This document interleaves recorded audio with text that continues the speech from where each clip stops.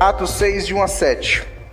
Você pode acompanhar na sua Bíblia, no seu celular ou aqui conosco na projeção. Diz assim, verso 1. Naqueles dias, crescendo o número de discípulos, os judeus de fala grega, entre eles, queixavam-se dos judeus de fala hebraica, porque suas viúvas estavam sendo esquecidas na distribuição diária de alimento. Por isso, os 12 reuniram todos os discípulos e disseram: não é certo negligenciarmos o ministério da palavra de Deus, a fim de servirmos às mesas.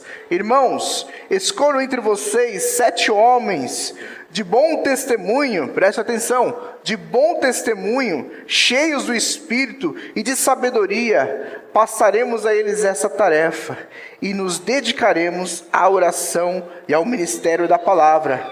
Tal proposta agradou a todos. Então escolheram Estevão, homem cheio de fé e do Espírito Santo, além de Filipe, Prócoro, Nicanor, Timon, Pármenas e Nicolau, um convertido ao judaísmo, proveniente de Antioquia. Verso de número 6. Apresentaram esses homens aos apóstolos, os quais oraram, eles impuseram as mãos. Verso 7. Assim a palavra de Deus se espalhava, crescia rapidamente o número de discípulos em Jerusalém. Também um grande número de sacerdotes obedecia à fé. Amém, amém. Amados, nesse mês, nós já fomos ministrados pelo pastor Fábio, de maneira muito apropriada, sobre o mesmo tema, no poder do Espírito. E a primeira ministração que o pastor Fábio nos trouxe, você se lembra? Você tem aí no seu coração? O tema era revestidos de poder. E o pastor Fábio nos acompanhou, nos levou pela palavra de Deus, nos ensinando que nós precisamos ser revestidos do poder para poder sermos eficazes na obra do Senhor. Precisamos ser revestidos do próprio Deus para sermos eficientes, eficazes na obra que Ele nos chamou para fazer. Na próxima mensagem, Ele nos trouxe transformados para transformar. E chamou a nossa atenção o fato de que é importante você ser transformado para que você seja agente de transformação do outro. Olha que coisa fantástica. E depois, por último, Ele nos ensinou, nos falou sobre impulsionados pelo amor. Cara, amados, cheios do Espírito, transformados, mas cheios, repletos do amor de Deus. E aqui na igreja, também nos pequenos grupos, nos PGMs, nós falamos da importância de que a nossa obra, ela tem que ter o quê? Amor. Por que evangelizamos? Porque amamos. Evangelizar, compartilhar, é uma expressão de amor para com o outro. Hoje, eu quero falar a vocês sobre o tema que está debaixo do mesmo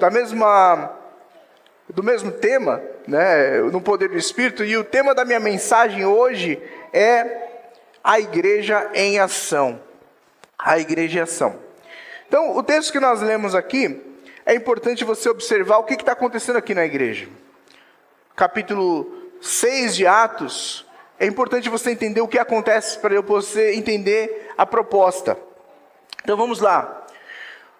Os primeiros 5 capítulos do livro de Atos, eles falam para nós sobre a implantação da igreja em Jerusalém e o começo da oposição por causa da pregação em nome de Jesus. Quando a gente lê a Bíblia em carreirinha, capítulo 1, capítulo 2, capítulo 3, capítulo 4, capítulo 5, a impressão que você tem é que uma coisa foi acontecendo após a outra, não é assim? Aconteceu isso num dia, e no outro dia aconteceu aquilo outro, mas nós não temos elemento suficiente que nos ajude a entender quanto tempo se passou do capítulo 5 de Atos até o capítulo de número 6. Nós não sabemos qual foi o hiato, qual foi o período de tempo que se passou. Mas eu preciso dizer para vocês que existem fases diferentes na vida da igreja. O primeiro bloco, do capítulo 1 até o capítulo 5, nós vamos encontrar alguns highlights, alguns acontecimentos importantes na vida da igreja. Primeiro, a ascensão de Jesus. No capítulo 1 fala sobre a ascensão de Jesus. Em seguida, nós vamos experimentar e vamos ver a visita do Espírito Santo no Pentecostes. Depois, o testemunho de Pedro e a conversão de mais de 3.000 almas. É aí que começa a haver uma mudança na realidade daquela igreja. Por causa da pregação e por causa da conversão em massa, começa-se então uma perseguição contra a igreja, uma perseguição acirrada, uma perseguição forte. Então Pedro e João são levados ao sinédrio, são questionados. Logo em seguida, no capítulo 5, os apóstolos também são mais uma vez perseguidos e são colocados numa prisão pública. Mas apesar, meus amados, apesar de toda essa perseguição, apesar de toda essa tentativa do sinédrio, dos judeus, em calar a igreja de Jesus, olha só o que diz, como encerra-se o capítulo número 5, o verso de número 42, diz assim: todos os dias, no templo e de casa em casa, não deixavam de ensinar e proclamar que Jesus é o Cristo. Olha a igreja em ação. A perseguição se levanta contra a igreja. Os apóstolos são presos, são ameaçados, são colocados contra a parede, mas o evangelho continua firme, e de casa em casa, diariamente, o nome de Jesus era pregado. Isso nos leva a uma reflexão importantíssima. A igreja de Jesus não para. Quanto mais a perseguição bate contra a igreja, mais a igreja se torna firme, forte e vitoriosa. Como eu disse a vocês, nós não sabemos quanto tempo se passou do capítulo 5 até o capítulo 6, mas no capítulo 6 há uma mudança, há uma realidade diferenciada na história da igreja. Se o primeiro bloco, dos primeiros 5 capítulos, foi marcado por perseguição, o segundo bloco, ele relata a expansão da obra missionária e como a igreja começou a alcançar de maneira incrível outras regiões. Em primeiro lugar, começa com o crescimento da igreja em Jerusalém. A igreja começa a crescer. Em seguida, por causa da perseguição, lá no capítulo 8 de Atos, a igreja se estende para Samaria. Depois, em terceiro lugar, a gente vê a conversão do etíope. E em quarto, finalmente, um acontecimento que vem a mudar a vida da igreja. A conversão de um tal de Saulo. Já ouviu falar? Saulo se converte ao Senhor. E ele vem a se tornar o maior missionário, o missionário mais importante que a igreja conheceu, talvez, provavelmente até mesmo, os dias de hoje. Nesse bloco também tem perseguição, não se engane. Mas ele é marcado pelo avanço do evangelho, frentes missionárias. E se uma hora estava só Pedro e João, agora começa a haver um espalhar da igreja. É como se Deus olhasse para a igreja e dissesse o seguinte: está tudo muito bem com a igreja, está tudo muito certo com a igreja, mas vocês estão muito localizados, está todo mundo muito juntinho. Vamos espalhar isso e vamos deflagrar uma expansão missionária para outros lugares. Amém? Você está entendendo o que está acontecendo aqui? Irmãos, isso me empolga. Isso me empolga, isso mostra para nós que igreja é muito mais. A igreja é poderosa.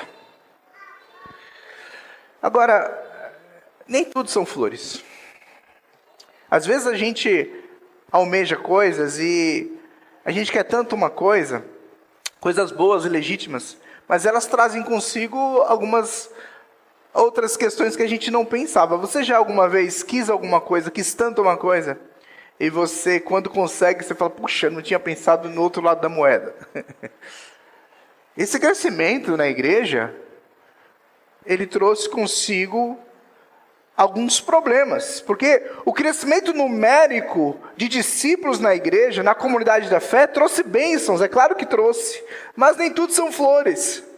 Quando há um aumento significativo de número de crentes na igreja, precisamos estar sempre prontos para lidar com os problemas que certamente também vão ocorrer. E em Atos capítulo 6 nós vamos ver que há problema. Esse crescimento, ele traz problemas para a igreja. Mas eu quero caminhar com você, mostrando como foi que eles resolveram esse problema, para que nós possamos de igual modo também atuar na nossa igreja nos dias de hoje. Então, primeiro, ainda focando no contexto do livro de Atos, capítulo de número 6, esse crescimento trouxe problemas importantes para a igreja. Qual que é o primeiro problema que a gente verifica? Olha só, diz assim no verso de número 1, naqueles dias, crescendo o número de discípulos, os judeus de fala grega, entre eles, queixavam-se dos judeus de fala hebraica. Amados, se em algum momento aquela igreja estava acostumada com os mesmos irmãos, um conhecia o outro, um sabia o que o outro gostava e que não gostava, um sabia o jeito do outro. Quando há essa expansão, esse crescimento, começa a haver na igreja uma coisa chamada diversidade. Há um aumento de pessoas diferentes, pessoas distintas. Esse aumento diz respeito a dois tipos de pessoas. Um que eram os judeus de fala hebraica, que eram aqueles que eram maioria, que habitavam na Palestina. E o outro eram os judeus de fala grega, que provavelmente moravam ou em Jerusalém, ou estavam temporariamente passando por lá. Imagina só, gente, nós estamos aqui na Nova Sema há quantos anos? Nós não, eu estou chegando agora, eu só estou me beneficiando, né? A Nova Sema está aqui há 41 anos, não é? Nesse lugar, é isso? Tem gente aqui que está aqui desde que a igreja foi fundada nesse lugar? E vocês, tem mais de 2 pelo menos, não tem? E vocês concordam com tudo? Concordam? Irmãos que estão juntos, congregando nesse lugar há mais de 10 anos, concordamos com tudo? Tudo é simples e fácil de resolver? Imagina uma igreja que ela é inundada por uma enxurrada de pessoas de culturas diferentes, cosmos, visões diferentes. Então o que acontece é que é um choque cultural. E fica claro no texto que esses judeus de fala grega discordam dos judeus de fala hebraica acerca de como o ministério funcionava. E especificamente ele está falando da divisão dos alimentos. Qual é o segundo problema que é relatado lá? Esse crescimento numérico de novos discípulos, ele resulta em problemas novos que precisam ser resolvidos. Deixa eu fazer uma pergunta para você. Você deseja ver o nome de Jesus pregado aqui nesse lugar, ensinado, e novos discípulos se reunindo para adorar conosco? Você deseja ver pessoas novas sendo batizadas, dizendo, eu quero esse Deus. Eu quero andar com esses irmãos porque eles são discípulos de Jesus. Você quer isso? Você está preparado para os problemas que virão juntos? Porque há pessoas, amados, que acham que a igreja só olha para a igreja do ponto de vista das coisas dando certo. Mas esses problemas fazem parte do cotidiano, da vida humana. Relacionamentos, quanto mais profundos, quanto mais íntimos, se tornam mais difíceis. Se eu escolher aleatoriamente algum de vocês aqui que não faz parte do meu convívio, que não come comigo na minha casa, que não me conhece, você vai dizer que eu sou uma pessoa fantástica, maravilhosa. Lindo, né? Pastor bonito, gente boa, né? Mas se você se aproximar um pouco mais, você vai ver que eu não sou tão assim. Que eu tenho os meus defeitos e eu vou descobrir os seus defeitos. Nós vamos começar a perceber problemas entre nós. Mas isso não é motivo para a gente desanimar. Isso não é motivo para a gente abandonar a nossa missão. Como foi que aqueles irmãos resolveram o problema, ou os problemas que surgiram no meio da igreja? Primeiro, os apóstolos trouxeram o problema diante dos discípulos, ou da igreja, se você preferir. Olha só o que diz o verso de número 6, ou 2 do capítulo 6. Diz assim, vou ler aqui que está melhor para mim. Por isso, os 12 reuniram todos os discípulos e disseram: não é certo negligenciarmos o ministério da palavra de Deus. Eles não resolveram sozinhos. Eles não disseram: nós somos apóstolos, nós aqui vamos resolver. Eles fizeram o quê? Envolveram a igreja. Isso aqui é lição para nós. Isso é lição para a IBNS. Segundo, foi dado à igreja, os apóstolos deram àqueles discípulos a incumbência, o desafio de oferecer uma resposta, uma solução para o problema. Irmãos, diz ele, verso 3, escolham entre vocês 7 homens. Os discípulos dão ali o crivo, mas eles dizem: escolham entre vocês. É como se nós chegássemos aqui e eu dissesse: irmãos, temos um problema. O problema é esse? Aí você já sabe do que se trata. Escolham entre vocês, resolvam. Não, pastor, o senhor não vai resolver para nós? Não, pastor, o senhor não vai dar a resposta de como fazer? Mas o senhor é o pastor, afinal de contas, o senhor tem que dizer o que fazer. A gente está aqui para adorar o Senhor, não para resolver problema. Ah, irmãos. Os apóstolos trazem a igreja. É a igreja em ação. Terceiro, como que eles resolvem o problema? Primeiro, os apóstolos trazem para a igreja. Segundo, a igreja é responsabilizada por trazer uma solução. E terceiro, a igreja devolve aos apóstolos uma solução. Versículos de número 5 e 6, diz assim: então escolheram Estevão, homem cheio de fé e do Espírito Santo, além de Filipe, Prócoro, Nicanor, Timon, Pármenas e Nicolau, um convertido ao judaísmo, proveniente de Antioquia. Os discípulos apresentaram aos apóstolos esses homens, os quais oraram e lhes impuseram as mãos. A igreja em ação. A igreja não fica assistindo culto. A igreja não fica com a cabecinha baixa esperando que o Senhor abençoe, ou que o pastor imponha as suas mãos e os abençoe. A igreja não é um grupo de espectadores que são ministrados e são recarregados espiritualmente domingo a domingo. A igreja, ela é viva. A igreja são homens, mulheres e crianças em ação, servindo ao Senhor. Eu estava aqui sentado agora há pouco, antes de começarmos, a minha filha estava aqui do lado. E eu, como pai chato que sou, na hora de louvar, você levanta, hein? Não vai ficar sentado. Não seja preguiçosa. Aí ela falou: eu estou com dor de cabeça, será que eu posso ficar lá em cima? Aí ela foi. Mas você fica na posição.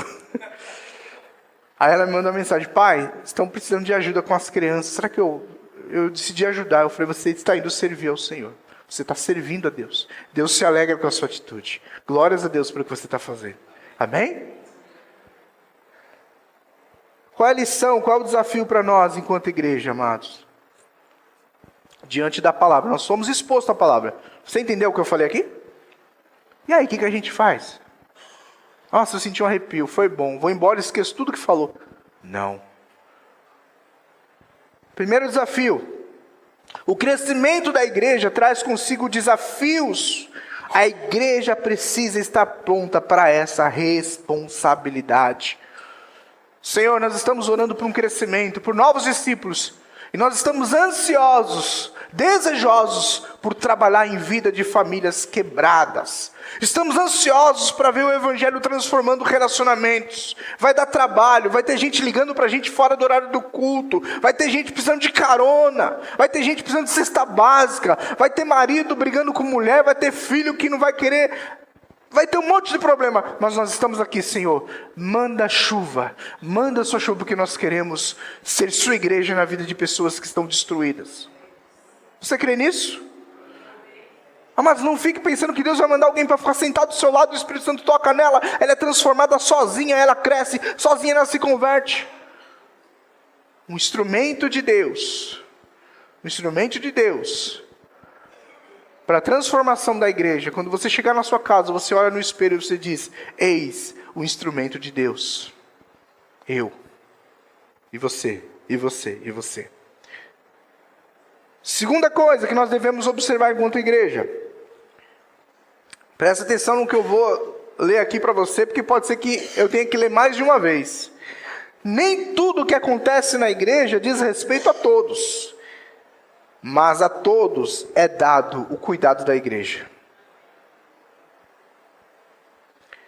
De novo, nem tudo que acontece na igreja diz respeito a todos, mas a todos é dado o cuidado da igreja. O que quer dizer isso? Talvez você que está aí sentado e fala, olha, está com um problema no louvor, eu não tenho nada a ver com o louvor, não é comigo. Possivelmente, diretamente não te afeta. Está com problema com as crianças, não tem nada a ver comigo, eu não cuido de crianças.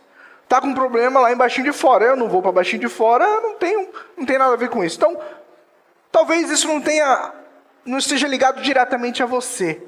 Mas quando há um problema na igreja, você precisa entender que isso tem a ver com você sim.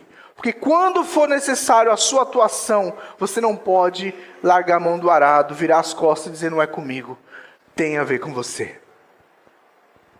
Terceiro, como nós resolvemos isso? Como nós agimos à luz do que a Bíblia nos ensina? Isso aqui é muito importante, queridos. Aqueles judeus de fala hebraica estavam questionando, estavam reclamando da distribuição dos alimentos. E aí, eu estava testando os irmãos estão atentos. É isso aí. Os irmãos de fala grega, é isso mesmo, irmão. Estavam reclamando. Provavelmente as viúvas oriundas daquele grupo étnico não estavam sendo atendidas como deveriam. E aí eles decidem levantar alguns homens, os 7. E na escolha dos 7, se não todos, a maioria deles, faziam parte do grupo dos judeus de fala grega. De modo que isso nos ensina uma lição. Existe uma porção de gente na igreja que aponta o que precisa ser mudado. Pastor, isso não está certo. Afinal de contas, nós somos igreja de Jesus. Liderança, eu queria dizer que isso está sendo feito de maneira errada, não devia ser assim. Existe um monte de gente que, e muitas vezes estão corretos, mas a lição que ele nos traz é o seguinte: não seja somente aquele que aponta os problemas, em nome de Jesus, faça parte da solução. Gente, para apontar o erro, para apontar os problemas da igreja, chove. Mas na hora de vamos resolver, não é comigo, não é o meu dom, não é o meu ministério. Fala com o pastor, com o Chiquinho, com a liderança, com o irmão Sandoval, eles resolvem. Amados, você sabe quem foram os judeus que foram responsabilizados por cuidar da solução do problema? Os mesmos que haviam levantado o problema. Portanto, com exceção de algumas questões que são muito bem definidas com relação ao ministério, departamento, seja lá o que for, você viu um problema, você pode resolver, você sabe resolver, arregace as mangas e seja parte da solução. E a igreja em ação se move para a glória de Deus. Amém? O irmão não está vindo, será que ninguém vai visitar ele? Não. Sabe que um dia, alguns anos atrás, eu estava visitando uma família e eles estavam fazendo algumas queixas a mim. Pastor, a igreja está ficando muito moderna, muito tecnológica, é tudo em e-mail, é tudo na internet. Não tem mais visita, não tem mais olho no olho. O que está acontecendo? Precisamos voltar às visitas, precisamos voltar aos cultos dos lares. Aí eu disse a eles, ótimo, comecem. Não, peraí. Eu estou aqui só para anunciar, só para alertar o pastor. Não seja irmão, aponta o dedo. Participe da solução. Não pare de dizer o que precisa ser mudado. Não pare de apontar aquilo que precisa ser corrigido. Se você fizer com humildade, sabedoria, abençoa o corpo de Cristo. Mas seja parte da solução. Segundo, vamos falar sobre a escolha dos 7. Segundo os apóstolos, os candidatos de servir às mesas deveriam atender alguns critérios. Quais eram os critérios? Tinham que ser altos e bonitos? Tinham que saber falar bem? É isso? Tinham que ser aqueles irmãos mais experientes? Tinha que ter curso de gastronomia? Não. Quais são os critérios? Olha para a sua Bíblia aí. Versículo de número 3. 6:3. Diz aí. Vamos dizer juntos. Irmãos, escolham entre vocês 7 de... E de sabedoria. Bom testemunho, cheio de espírito e sabedoria. Por que é preciso isso? Por que essa cobrança desnecessária? Boa reputação. O que é boa reputação senão credibilidade? Meus amados, olha só o que está escrito em Provérbios, capítulo de número 22, verso 1. Diz assim: a boa reputação vale mais do que grandes riquezas. Desfrutar de boa estima vale mais do que prata e ouro. Irmãos em Cristo, eu não sei como é que o mundo anda, eu não sei como é a nova moda, eu não sei como é que são as novas tendências para esse ano, eu não sei quais são os avanços tecnológicos, mas homens e mulheres de Deus continuam sendo sal e luz da terra, precisam ter boa reputação. Precisam aprender a viver uma vida digna do Evangelho. Precisam aprender a se desvencilhar daquilo que é embaraçoso, é constrangedor. Precisam aprender, inclusive, a abrir mão de coisas que não são necessariamente erradas, mas têm aparência de mal. O bom Evangelho nos ensina que nós somos luz. Não pega-se uma candeia e coloca-se debaixo da cama, coloca-se no lugar bem alto, onde ilumina a todos. Você é sal da terra, é luz do mundo. Nós somos a carta escrita de Cristo. Para muitos, você é a única Bíblia que eles leem no dia do trabalho, na segunda, na terça, na quarta, na quinta e na sexta-feira e às vezes no sábado. Você é a Bíblia que muita gente lê. Por que precisamos dessas coisas? Eclesiastes 7:1 diz assim: um bom nome é melhor do que um perfume finíssimo. Olha, houve um tempo na igreja, queridos, onde dizia o seguinte: olha, eu quero fazer um negócio, eu quero comprar, eu quero vender, eu quero alugar. E dizia-se assim: não, mas tem que ver quem é, porque... olha, o irmão João lá. O irmão João? Pode fazer. Não, mas ele disse que vai pagar depois. Pode fazer. Pode fazer. Esse aí é homem de Deus. Essa é mulher de Deus. Pode fazer. Amados, eu já ouvi dentro do seio de uma igreja, no momento de discussão sobre as escrituras, e você diz assim: olha, meu irmão ou minha irmã, essa pessoa, o que ela está fazendo não é coerente, não está certo. Aí a pessoa vira para mim e diz o seguinte: mas essa pessoa é minha amiga desde criança, eu não posso ir contra ela. O Evangelho continua chamando homens e mulheres em todo lugar, em todo tempo, para a verdade. Boa reputação. O que o apóstolo Paulo escreve a Timóteo, amados? Olha só, se você quiser colocar aí, 1 Timóteo capítulo 3, verso 1 e depois o verso 7. Eu leio na NVI. Diz assim, ao verso 1: esta afirmação é digna de confiança. Se alguém deseja ser bispo, deseja uma nobre função. Essa palavra bispo, ela vem do grego episcopo, que designa uma pessoa que desenvolve uma tarefa pastoral. Então é o seguinte: você quer ser bispo, você quer cuidar de pessoas, você quer pastorear, você quer apacentar o rebanho, é isso que você quer fazer? Muito bom, muito bom.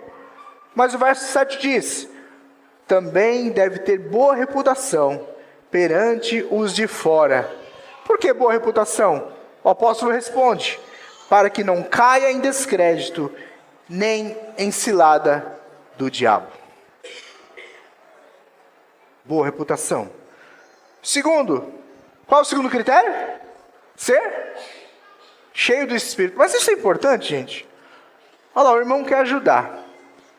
O irmão quer servir. O irmão quer trabalhar. Vamos deixar o irmão trabalhar. Não. Tem que ter boa reputação e tem que ser cheio do Espírito. Sabe um exemplo nas Escrituras que é fantástico, essa questão do enchimento do Espírito?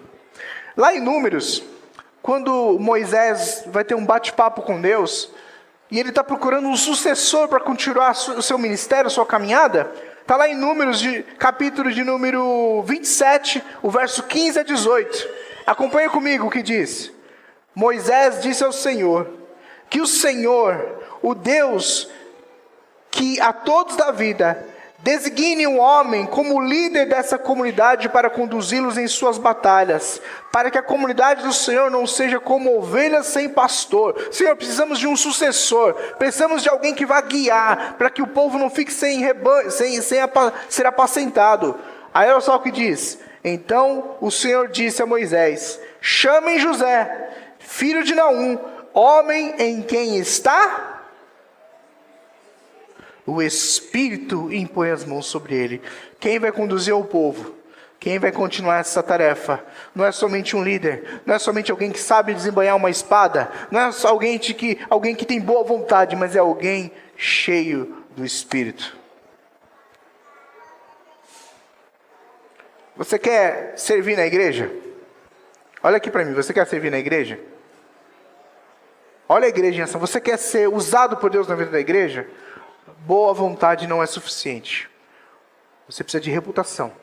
Você precisa ser cheio do Espírito de Deus. Precisa de Deus na sua vida. E último desse ponto, sabedoria. Agora, qual a diferença, irmãos, em sabedoria e conhecimento? Precisa ter boa reputação, precisa ser cheio do Espírito e precisa ter conhecimento, é isso? Precisa saber a Bíblia toda, é isso que fala? Precisa ter feito teologia para ser usado por Deus? É isso? Qual que é a diferença entre sabedoria e conhecimento? Você já parou para pensar nisso? É diferente. Olha só, essa definição é uma, mas é simples e resolve. O conhecimento está ligado ao acúmulo de informações, enquanto a sabedoria é a capacidade de aplicar essas informações de modo sábio em conformidade com o Espírito de Deus. Enquanto sabedoria é alguém que coleciona conhecimento. Já pegou alguém assim? Eu já li a Bíblia 3 vezes. Eu já li a Bíblia 3 vezes. Há muitos anos. Nossa, estou ficando velho. Me lembro que eu era solteiro ainda. Eu estou casado há 24 anos. Estava num ponto de ônibus ali na Jacuna, na Vila Guilherme. E um rapaz levemente embriagado se aproximou de mim. Conversa lá e conversa vem. Eu comecei a falar do Evangelho para ele. E ele disse para mim assim: eu já li a Bíblia 3 vezes. Eu conheço a Bíblia de capa a capa. Aí eu falei para ele: muito bom que você leu a Bíblia. Mas eu quero te fazer uma pergunta. Ele: qual? Como é que essa palavra impacta a sua vida? Aí é diferente. Como é que você faz com que essa palavra que você leu transforme a sua vida? Um pouco antes dessa época, havia um rapaz que morava na rua onde eu morava, e eu o convidava constantemente para ir para a nossa igreja, para visitar. Ele não ia, de jeito nenhum. Aí eu falei: poxa vida, eu não vou desistir, mas vou tentar uma outra abordagem. Eu falei: olha, você já leu a Bíblia? Ele disse: sim, não. Então eu quero sugerir que você leia a Bíblia. Começa por João. Confesso que eu não dei muito crédito, eu achei que ele nunca ia fazer aquilo. Passaram-se 6 meses, mais ou menos 1 ano talvez. Eu o encontro na rua e ele diz: Leandro, eu preciso dizer uma coisa para você. Há uma coisa que você me disse que mudou a minha vida. Confesso que eu não fazia ideia do que ele estava falando.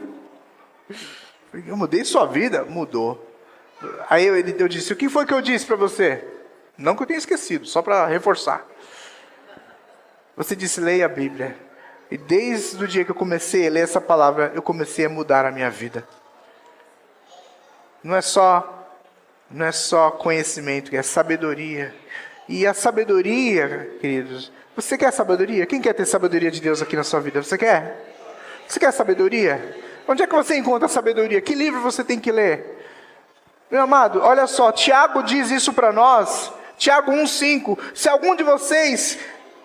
algum de vós tiver falta de sabedoria, peça a Deus, que a todos dá generosamente, sem repreender, e lhe será dada.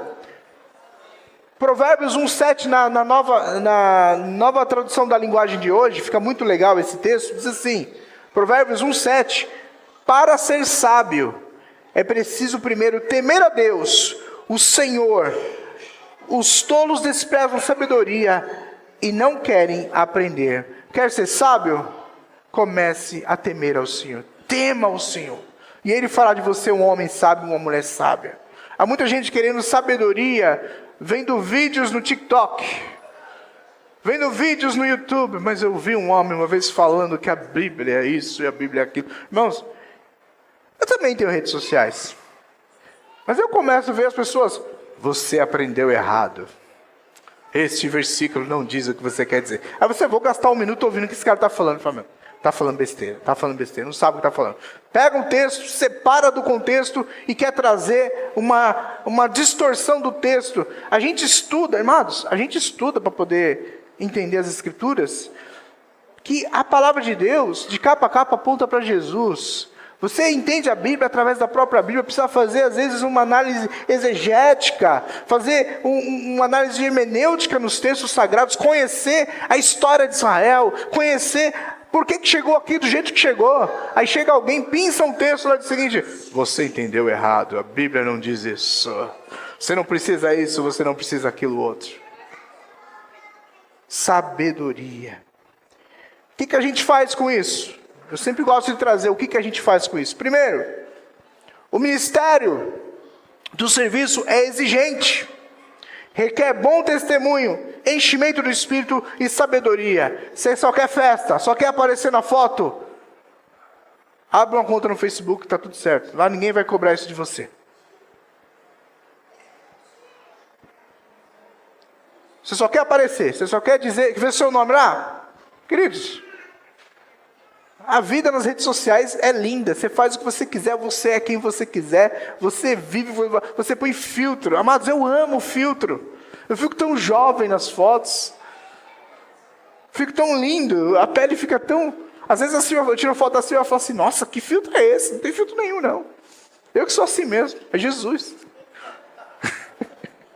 Chega a estar até distorcido o rosto, nem dá para reconhecer.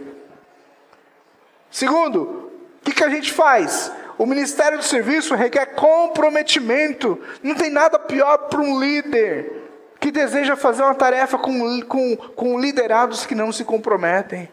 Você vai? Eu vou, pode deixar, eu vou. Aí a pessoa não vai. Posso contar com você? Claro que pode. Só eu que estou falando. Vou dizer uma coisa para vocês. Um segredo, tá? Você talvez saiba disso, mas eu vou dizer assim mesmo. Quando você diz, olha irmãos, nós precisamos disso, aquilo outro, e a pessoa, pastor, se der eu vou, eu sei que você não vai. Você só não conseguiu pensar ainda numa desculpa para dizer que não vai. Mas você não vai. Eu fico frustrado com pessoas que dizem o seguinte, eu vou se não acontecer nada no caminho. Se não chover, se não acontecer alguma coisa. Amados, quando a gente quer uma coisa, se tem uma coisa que eu descobri na vida, que quando você quer uma coisa, você faz. É ou não é? Quem aqui nunca fez papel de bobo por causa de uma namorada que você queria? Ou um namorado? Quem aqui nunca fez papel de bobo por causa de uma namorada que você queria? Ficou esperando mais do que queria? Foi andando até não sei aonde? Aí a gente vê um monte de gente... que eu me lembro na minha época de adolescência, amados, eu era da pá virada. Eu ia para o carnavalzão, Exatamente, eu não sou esse cara santo que você está vendo aqui sempre, não, bonito, reluzente. Eu ia pro carnavalzão, pra farra, e já emendava no trabalho na segunda-feira, não tinha corpo mole não. Eu ia direto. Terceiro e último. Estou terminando, tá, gente? Para concluir mesmo, isso aqui é mais rápido. Qual é a recompensa do serviço? Você sabe? Nós servimos, nós acolhemos, nós abençoamos, nós damos carona, damos cesta básica, a gente vai na casa perguntar se está tudo bem, a gente vai fazer oração, a gente intervém no relacionamento do casal, obviamente com a solicitação deles, a gente aconselha, a gente ora, a gente às vezes até larga a mão da nossa própria família para ir atender alguém, quem nunca? Mas qual que é a recompensa? Olha o verso de número 6 e 7, de Atos capítulo 6, diz assim: apresentaram esses homens aos apóstolos, os quais oraram e lhes impuseram as mãos.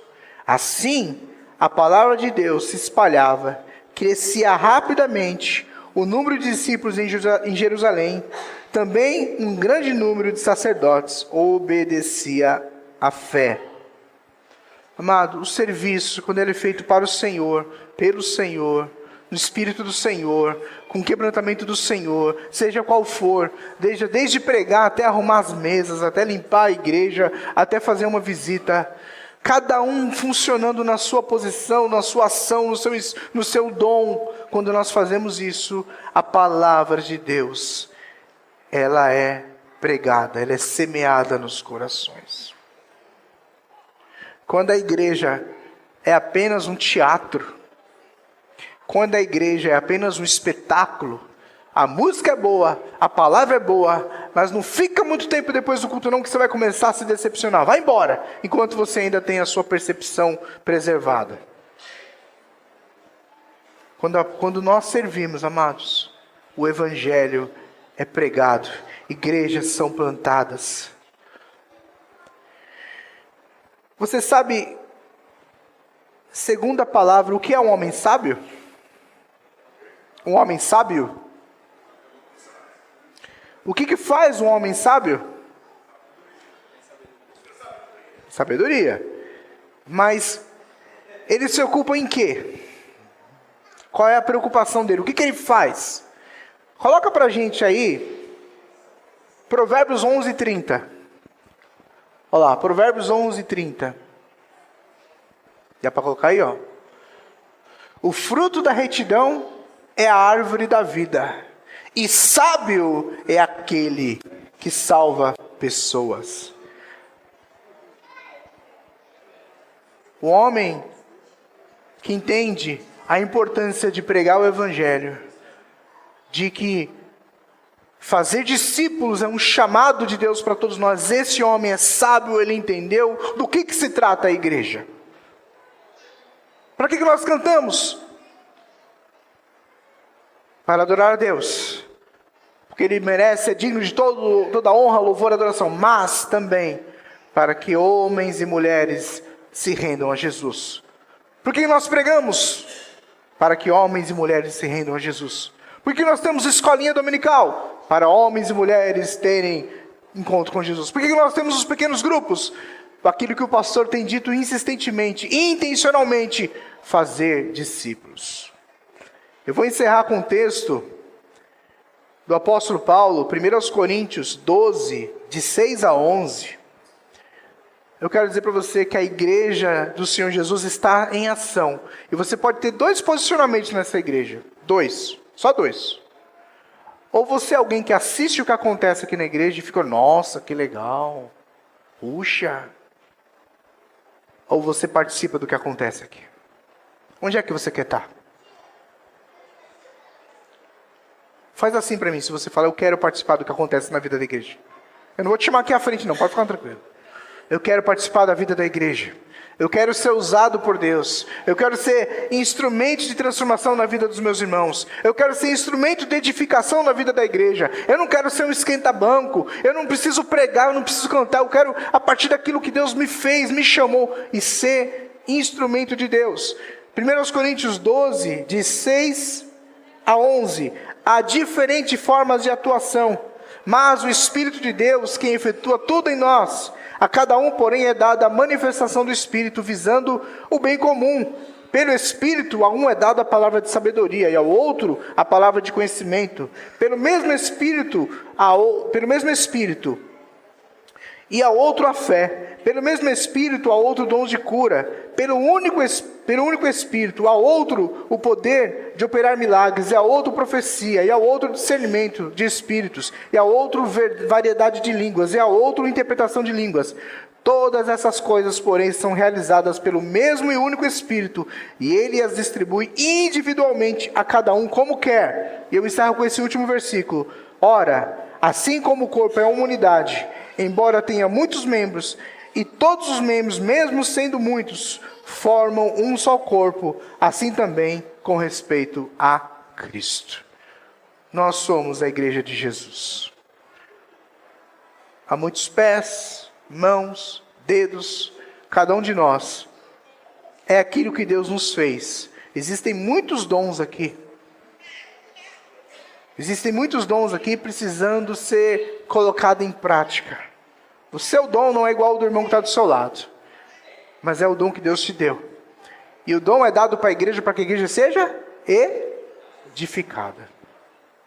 Que Deus abençoe a sua palavra, em nome de Jesus.